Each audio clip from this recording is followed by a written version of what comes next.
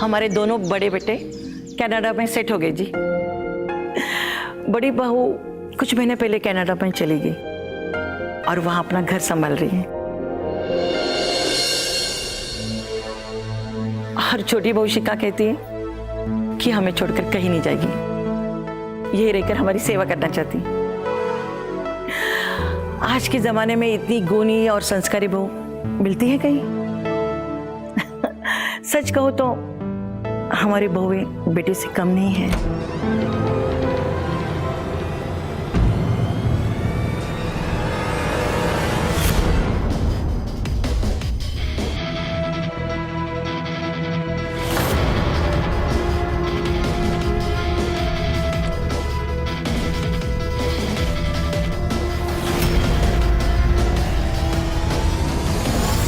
बड़ी बहू, तुम यहाँ अचानक?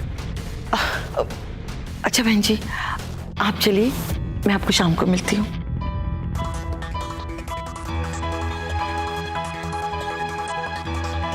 अरे अनामिका दीदी,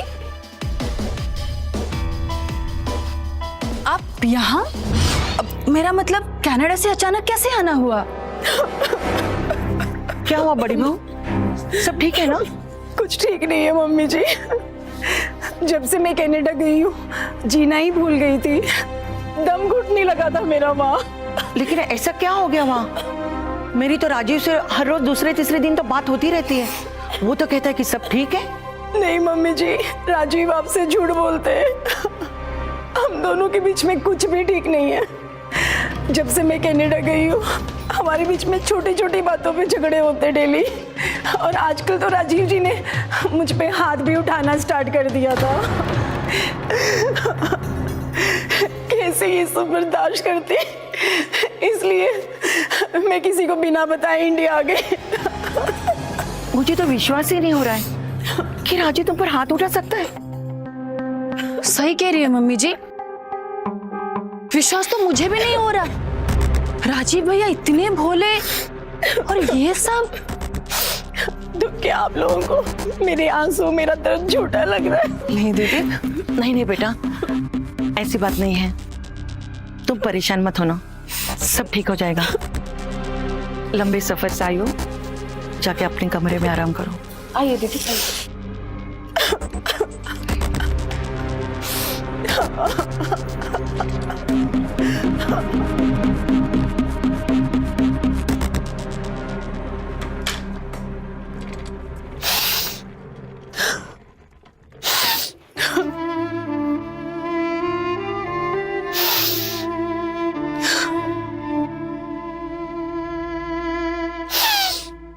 आप रोइए मत दीदी। वो कहावत सुनी थी कि दूर के ढोल सुहाने होते हैं, और आपके साथ बहुत गलत हुआ दीदी। इन मर्दों का ना कुछ ठीक नहीं होता, सच बताऊं, इसीलिए तो मैंने अपने पति के साथ कनाडा नहीं गई। मैं आपके लिए ना बढ़िया चाय बना के लेके आती हूँ, और आप रोइए मत। शाम को आके बहुत सारी बातें करेंगे, ठीक है? और मुझे मंदिर भी जाना है। चलो बाय। यार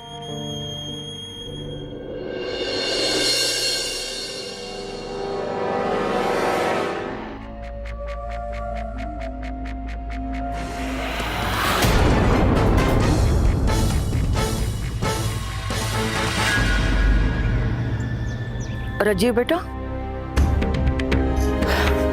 ये बात ठीक नहीं है। क्या जरूरत थी बहू से लड़ाई झगड़ा करने की? कोई अपने पति पर हाथ उठाता है क्या? क्या यही संस्कार दिया हमने तुझे? मुझे नहीं पता माँ कि अनामिका ऐसा क्यों बोल रही है। वो जब से कनाडा आई थी छोटी छोटी बातों पर मुझसे लड़ा करती थी, और भला मैं उसके ऊपर हाथ क्यों उठाऊंगा? देख बेटा, पति पत्नी के बीच थोड़ी बहुत तो खटपट होती ही रहती है, लेकिन पत्नी को बनाने का काम पति का होता है। इसलिए तो अनामिका से बात कर और उसे मना, उसे वापस अपने पास कनाडा बुला, ताकि तुम दोनों साथ में खुश रहो। ठीक है माँ, मैं अनामिका से बात कर लूंगा।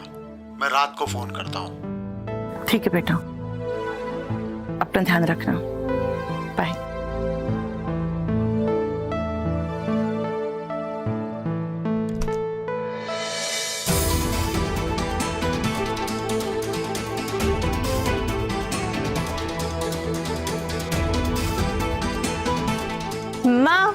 शालू तो आगे किसी इतनी जल्दी आ गए? ससुराल में दिल नहीं लगता तो आ गई ना अपनी माँ के पास रहने। चलो अच्छा हुआ, माँ को भी आराम मिलेगा। अरे माँ, ये सब छोड़ो।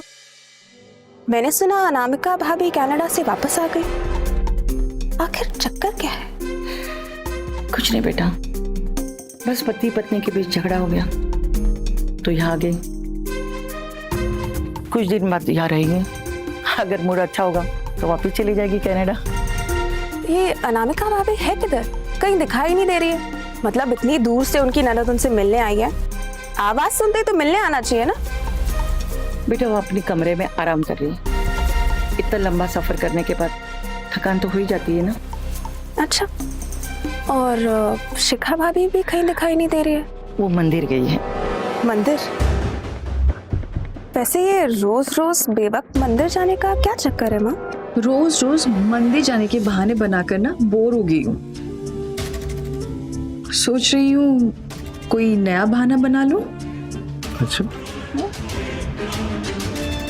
एक काम करो, अपनी सास से कहो कि मैं अपने बॉयफ्रेंड से मिलने जा रही हूँ। हाँ, ये सही रहेगा। अच्छा,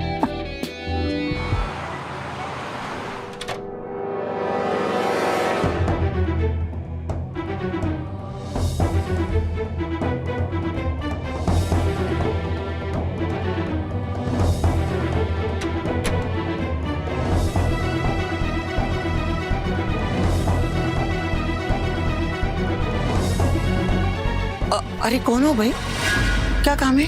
एसी मैकेनिक हूँ। फोन आया था मुझे मैडम का कि ठीक से एसी नहीं चल रहा है। कौन मैडम? नाम वाम पता है मैडम का? इन्हें मैंने बुलाया है। अनामिका भाभी, कैसी हैं आप? मैं तो ठीक हूँ, तुम कैसी हो?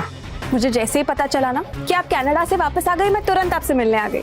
और मैं कनाडा से कोई मेडल जीत के नहीं आई हूँ जो तुम इतना खुश हो रही हो। मम्मी जी, वो मेरे कमरे का एसी है ना, चल नहीं रहा है, तो मैंने इनको ठीक करने बुलाया है। हाँ हाँ बेटा, बनवा लो। काफी दिन से बंद भी पड़ी थी, गंदगी भी जम गई होगी। जाओ बेटा बनवा लो।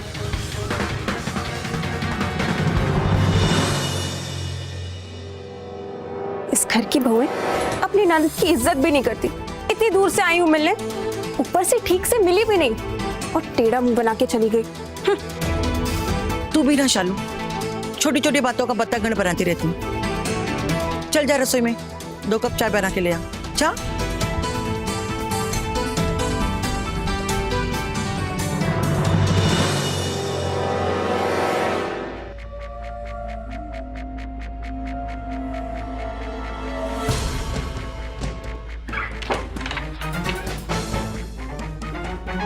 तो कब से बंद पड़ी है मैडम एसी? जब से तुमसे दूर गई हूँ मेरे दिल का एसी बंद पड़ा है। अच्छा हुआ तुम आ गई, अगर तुम नहीं आती ना मैं चला आता कनाडा। अच्छा जी, और तुम्हें पता है तुम्हारे पास आने के लिए जानबूझ के अपने पति से झगड़ा करती थी। कितने नाटक करने पड़े मुझे यहाँ आने के लिए। लेकिन मुझे एक चीज समझ में नहीं आई, हम तो बाहर भी मिल सकते थे, उन्होंने मुझे यहाँ क्यों बुलाया? अगर तुम्हारी सास को ये पता चला कि मैं कोई एसी मैकेनिक नहीं हूँ तो क्या हुआ, पता चल जाने दो, मेरा काम आसान हो जाएगा। और वैसे भी मैं तुम्हें जब से जानती हूँ, जब मेरी शादी नहीं हुई थी, और मुझे ना तुमसे मिलने के लिए ना किसी से डर नहीं लगता। अच्छा, पर तुम ना अभी ये बातें बंद, सिर्फ प्यार होगा। सुबह से शाम हो गई माँ, अभी तक ना शिखा भाभी मंदिर से घर आई है और ना ही अनामिका भाभी का एसी ठीक हुआ। इतना शांत मत बैठो माँ, मुझे तो ना दाल में कुछ काला लग रहा है। चलो अनामिका भाभी के कमरे में जाके देखते हैं क्या हो रहा है। चलो माँ।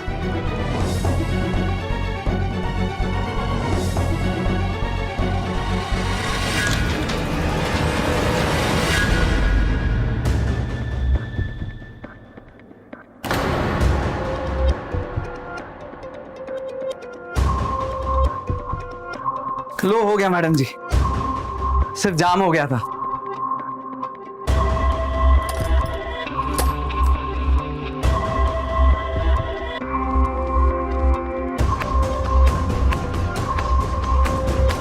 अच्छा मम्मी जी, मैं फ्रेश होके आती हूँ।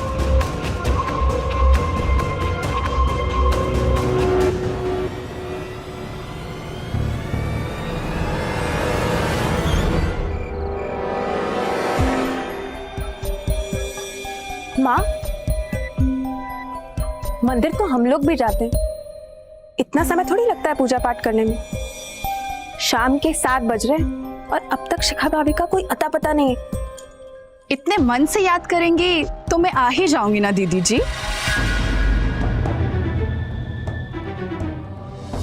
अरे छुट्टी वो, इतना समय लग गया? हम कब से तुम्हारे इंतजार कर रहे थे। वो क्या है ना मम्मी जी, आज मंदिर में बहुत भीड़ थी, ऊपर से कोई गाड़ी भी नहीं मिल रही थी। बहुत मुश्किल से एक ही रिक्शा मिली, उसी से आई हूँ।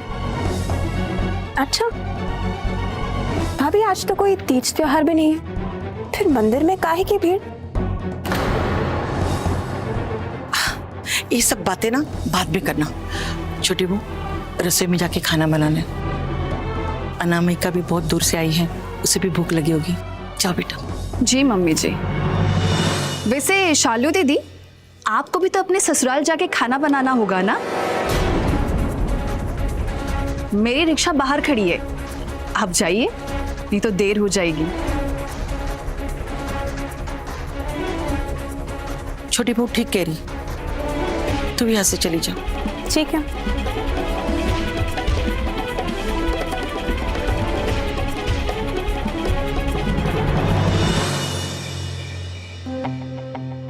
अगर ठीक समय पे हमें पता नहीं लगता कि हमारे कमरे में कोई आ रहा है, तुम्हें पता है हम कितनी बड़ी प्रॉब्लम में फंस जाते हैं। जिस तरह से तुम्हारी सास और ननन अचानक से कमरे में आई थी ना, मुझे तो ऐसा लग रहा था वो यही देखने आई थी कि कमरे में आकर चल क्या रहा है। खैर छोड़ो। अच्छा सुनो, तुम्हारे आने की खुशी में एक पार्टी रखी है कल, आना जरूर। ओके ठीक है, अभी हम कल मिलते हैं। Okay, bye. Good night.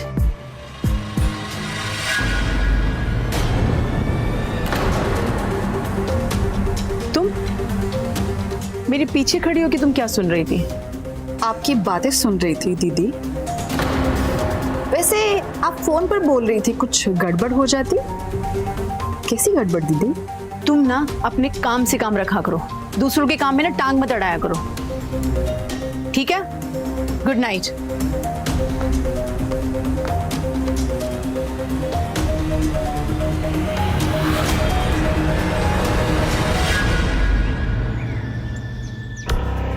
Mummy, क्या हो रहा है यहाँ? अनामिका भाभी और शिखा भाभी कहीं दिखाई नहीं दे रहे। होंगे कहीं।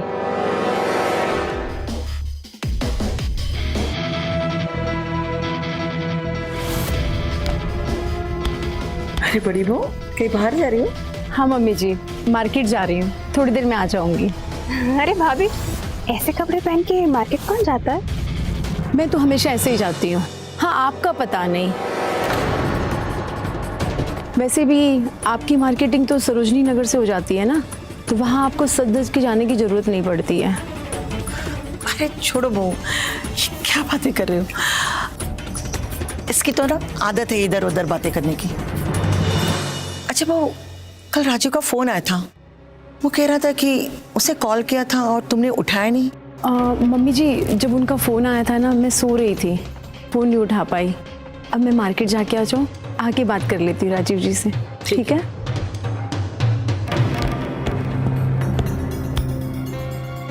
क्या माँ, आप कभी मेरा सपोर्ट नहीं करते हो। और ठीक ही तो कह रही थी मैं, ऐसे कपड़े पहन के मार्केट नहीं डिस्को जाते हैं थिरकने।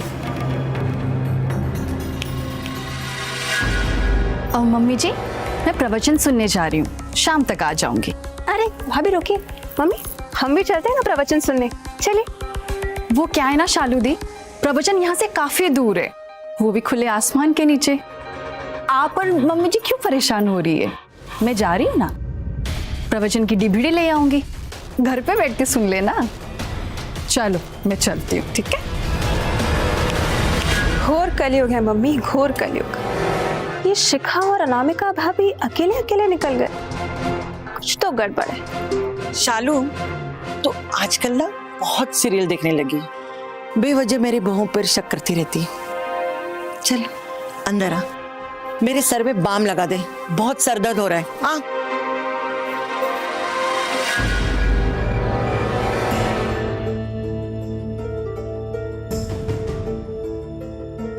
दीदी, मैं ना अपने लिए कुछ ड्रेसेस चूज की थी, जरा देख के बताना कौन से मुझ पे अच्छे लगेंगे।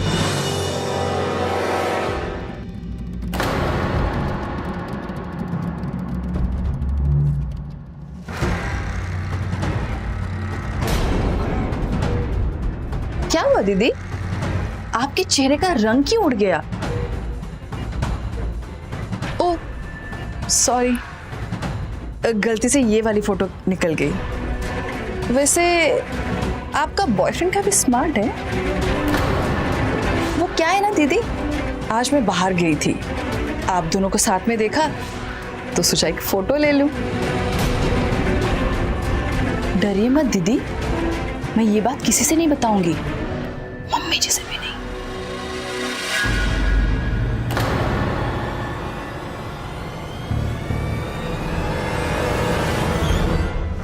वैसे पिंक ड्रेस में तुम भी अच्छी लग रही थी, कहो तो फोटो दिखाऊं तुम्हें? HD क्वालिटी वाली थी, कहो तो मम्मी जी को व्हाट्सएप कर दूं, ताकि मम्मी जी को भी तो पता चले उनकी छोटी बहू पूजा पाठ और प्रवचन सुनने के बहाने क्या गुल खिला रही है। फिर सोचा सबकी अपनी अपनी लाइफ है, ऐश करो। क्यों देरानी जी, सही कहा ना? अरे मैं तो मजाक कर रही थी दीदी, जब हमें एक दूसरे का राज पता चल ही गया है, क्यों ना इस रिश्ते को हम दोस्ती में बदल दें।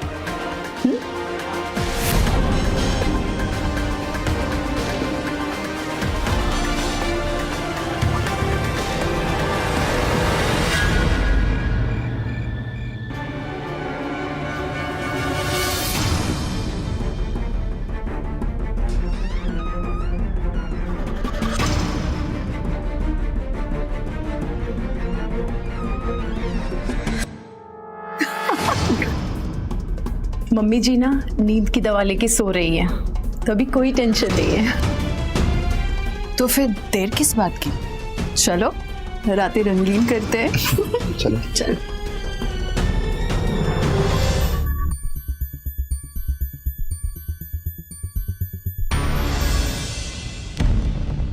शिखा, मजा आया ना? बहुत मजा आया दीदी, घर पे बुलाने का आइडिया आपका जो था। कैसा रहा मेरा प्लान? बहुत अच्छा। अच्छा तो अभी हम लोग चलते हैं, कल मिलते हैं, ठीक है?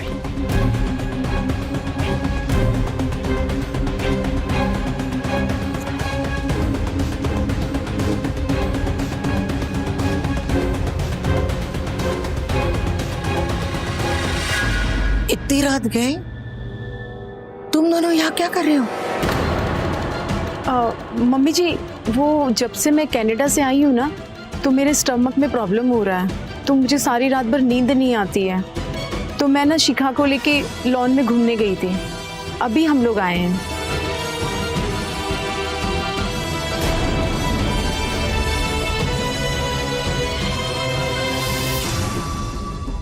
हमारे घर में कोई आदमी आता जाता नहीं है, फिर ये मर्द का रुमाल यहाँ कैसे आए?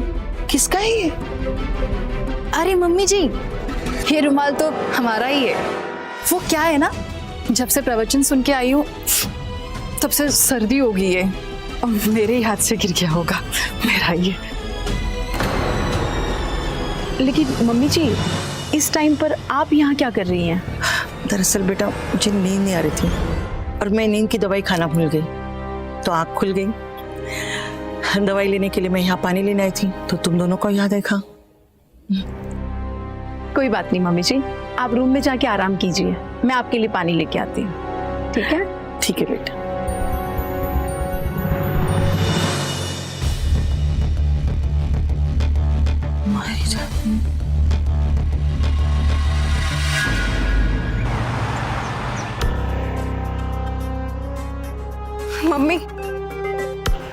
गजब हो गया मम्मी, गजब हो गया। क्या हुआ शालू, इतनी भागती हो क्यों आई? सब ठीक है ना? कुछ ठीक नहीं है माँ, कुछ ठीक नहीं है। आपकी वो दो लाडली बहुएं इस खानदान का मुंह काला कर रही हैं। क्या हुआ? आज मैंने शिखा भाभी और अनामिका भाभी को मॉल में दो पराये मर्दों के साथ देखा और वो दोनों उन दोनों से ऐसे चिपक रही थी जैसे कि क्या? जैसे कि उनका चक्कर चल रहा हो माँ, गर्लफ्रेंड बॉयफ्रेंड। माँ क्या बोल रही है? माँ मैं जानती हूँ आपको मेरी बात पे भरोसा नहीं होगा, पर आपकी कसम माँ, मैं झूठ नहीं बोल रही।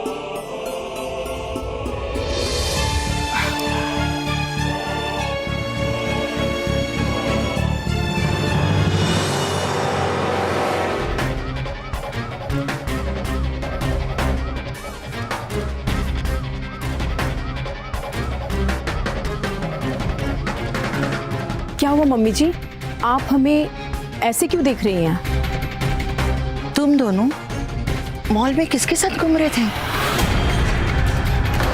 ये आप क्या पूछ रही है मम्मी जी? मैं और अनामिका दीदी तो शॉपिंग करने गए थे और फिर झूठ मत बोलिए शिखा भाभी, मैंने आप दोनों को मॉल में उन दो पराये मर्दों के साथ देखा है। मेरे पीठ पीछे इतना सब कुछ चल रहा है इस घर में और मुझे पता भी नहीं। क्या रिश्ता है तुम लोगों का उन मर्दों के साथ? बोलो। बॉयफ्रेंड, हम दोनों के बॉयफ्रेंड है वो।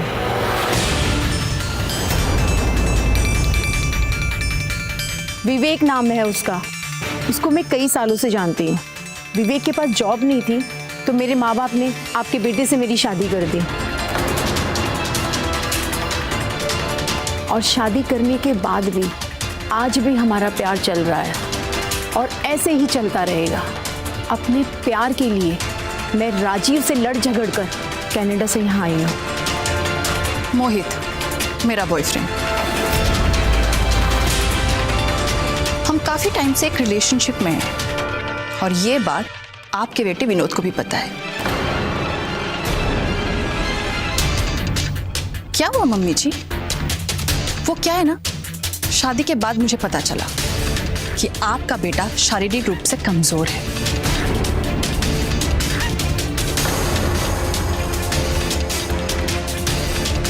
चौंकिए मत मम्मी जी, जब आपके बेटे में इतनी ही कमी थी तो आपने मेरी उससे शादी करके मेरी जिंदगी क्यों बर्बाद कर दी? वो तो अच्छा हुआ मोहित मेरी जिंदगी में आया। वैसे विनोद का ही दोस्त है वो। जब से मेरी जिंदगी में आया है ना, खुशियों से भर दिया है।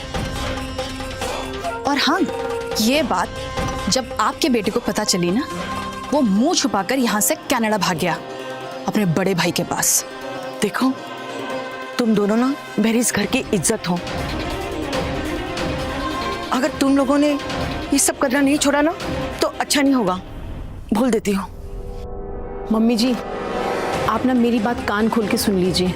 अगर आपने हम दोनों को रोकने की कोशिश की और हम दोनों के बारे में अगर किसी को भी बताया ना, तो हम दोनों ना आपके परिवार को बदनाम कर देंगे और आपके घर की जो ये इज्जत है ना, ये सारी की सारी मिट्टी में मिल जाएगी।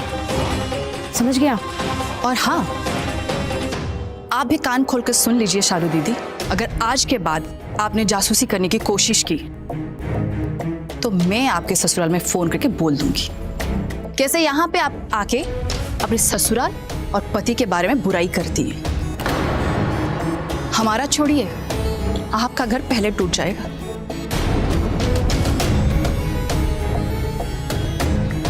माँ मैं चलती हूँ।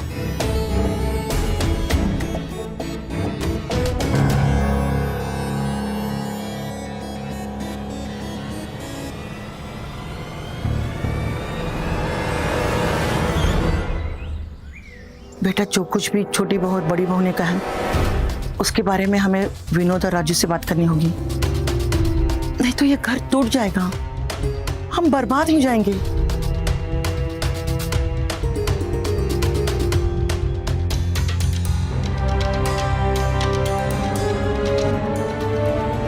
राजू बेटा, मुझे तुम्हें और विनोद से एक जरूरी बात करनी है।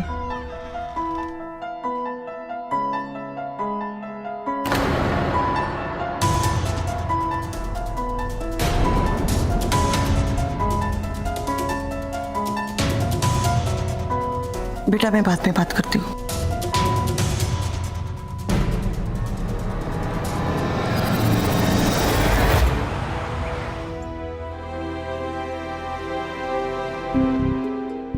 कौन हो आप लोग? फ्रेंड है, आई मीन बॉयफ्रेंड है। नमस्ते आंटी जी।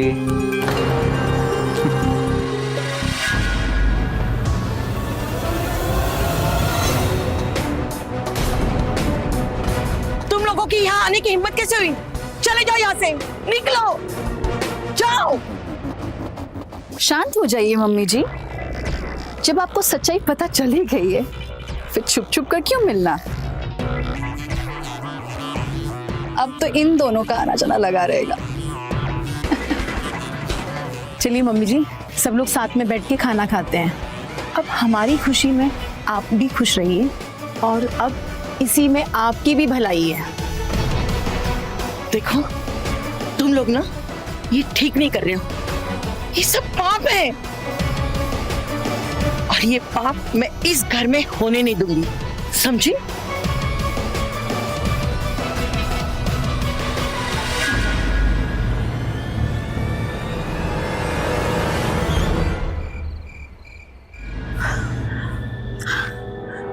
जो कुछ भी हो रहा है ठीक नहीं हो रहा है,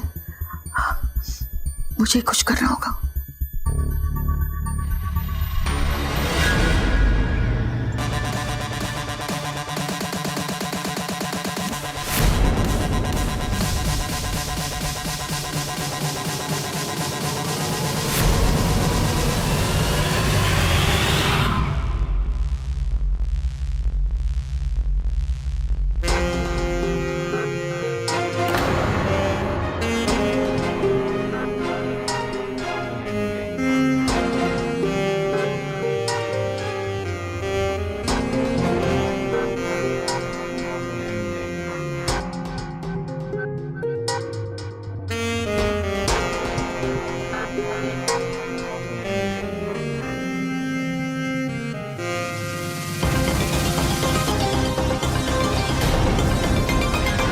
शालू बेटा, शिखा और अनामिका को रोकना होगा, बात हद से ज्यादा निकल चुकी है। अगर इन दोनों के बीच में मैंने कुछ बोला ना माँ, तो ये दोनों चुड़ैलें ना मेरा घर बर्बाद कर देंगी। नहीं बेटा, ऐसी नौबत कभी नहीं आएगी। अच्छा तो एक काम कर, तू इस समय यहाँ आ सकती है? वो क्या है ना माँ, आजकल ना दिल्ली में बहुत चोरी और डकैती की घटनाएं हो रही हैं, तो इतने दिन के लिए ना घर छोड़ के आना थोड़ा मुश्किल है। और आप भी ना सोने से पहले खिड़की और दरवाजे ठीक से बंद करके सो लो, ठीक है माँ? ठीक है बेटा।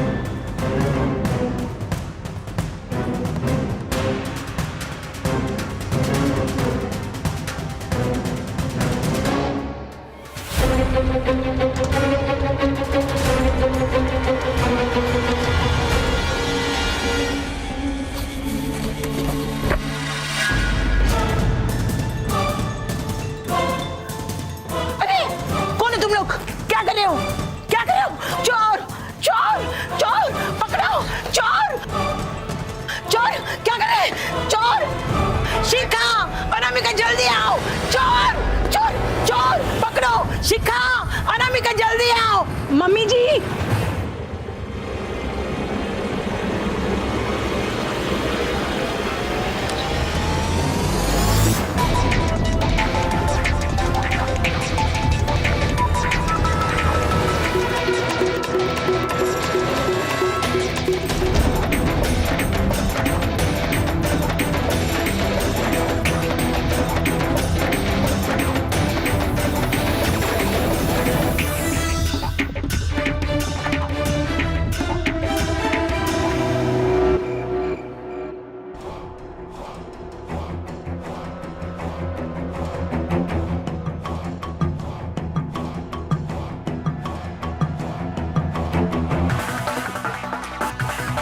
शिखा, शिखा, उठो।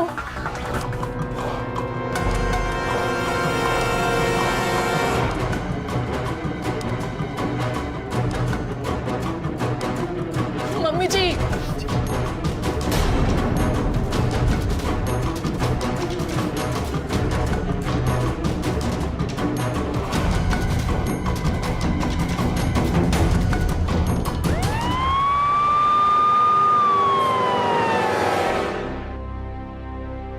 आप बॉडी का पंचनामा करो और जाकर पोस्टमार्टम के लिए भेज दो। Yes madam. मम्मी जी की आवाज सुनकर जैसे ही हम उनके कमरे में गए, चोर ने थोड़े से उनके सर पे वार कर दिया। और जब हमने उन्हें रोकने की कोशिश की तो दूसरे चोर ने हम पे रॉड से वार कर दिया और हम बेहोश हो गए। जब होश आया तो मम्मी जी, आजकल दिल्ली में चोरी के साथ साथ कत्ल की वारदातें बहुत बढ़ गई हैं। आप चिंता ना कीजिए, हम पूरी कोशिश करेंगे उन चोरों को जल्द से जल्द पकड़ने की।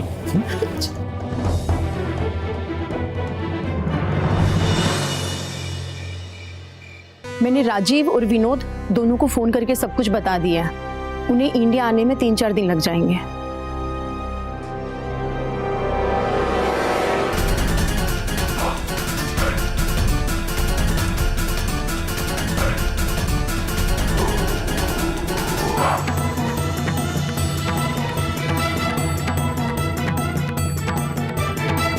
तुम यहाँ क्या कर रही हो? तुम्हारी हिम्मत कैसे हुई यहाँ आने की? निकल जाओ। तुम दोनों को सजा दिलाए बिना मैं कैसे जा सकती हूँ? इंस्पेक्टर साहब,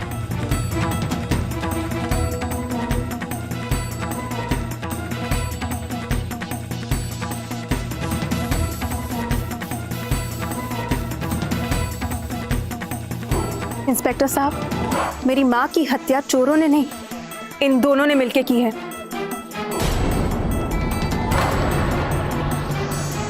तुम्हारा दिमाग खराब है? क्या बकवास कर रही है तुम? इंस्पेक्टर सर, ये ननंद कम दुश्मन ज्यादा है। प्रॉपर्टी और पैसों के लिए ना हम दोनों के पीछे हमेशा पड़ी रहती। ड्रामा बंद करो अपना। पुलिस को सारी सच्चाई पता है। मुझे कल रात माँ का फोन आया था और उन्होंने मुझे सब कुछ बता दिया। उन्होंने मुझे बताया कि शालू, हमारे हाथ में एक ऐसा सबूत आया है, अब अनामिका और शिखा की अय्याशियां खत्म हो जाएगी और उन दोनों को घर से निकालने से कोई नहीं रोक सकता है। अच्छा, यही होगा कि आप दोनों अपना जुर्म कबूल कर लें। इंस्पेक्टर साहब, ये झूठ बोल रही है। मनगढ़ंत कहानी से आपका समय बर्बाद कर रही है। अच्छा हवलदार,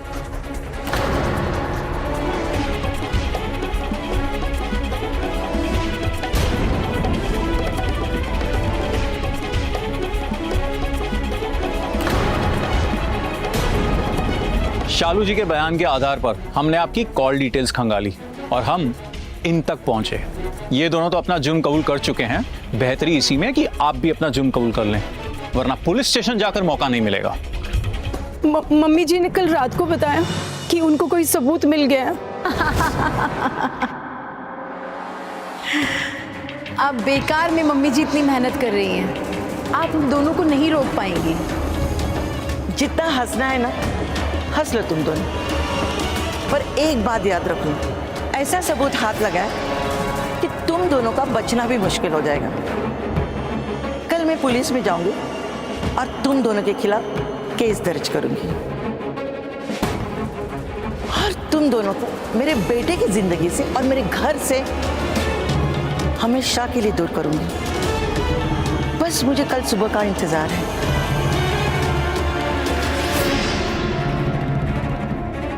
सबूत? कौन सा सबूत?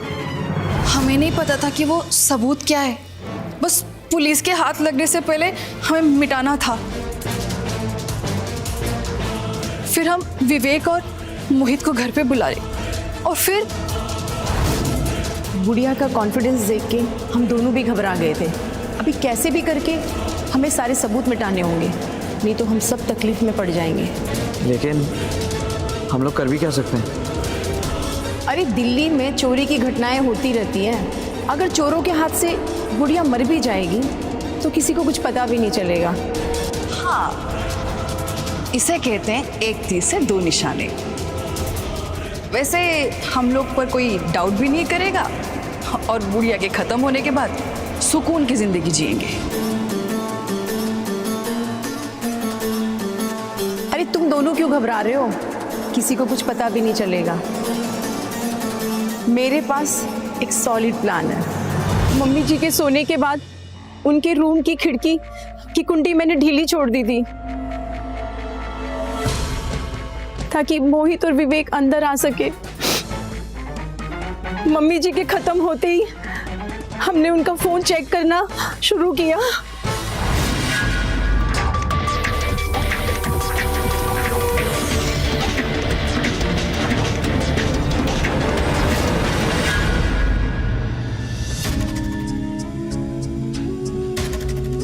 अरेस्ट है, ले चलो इन्हें।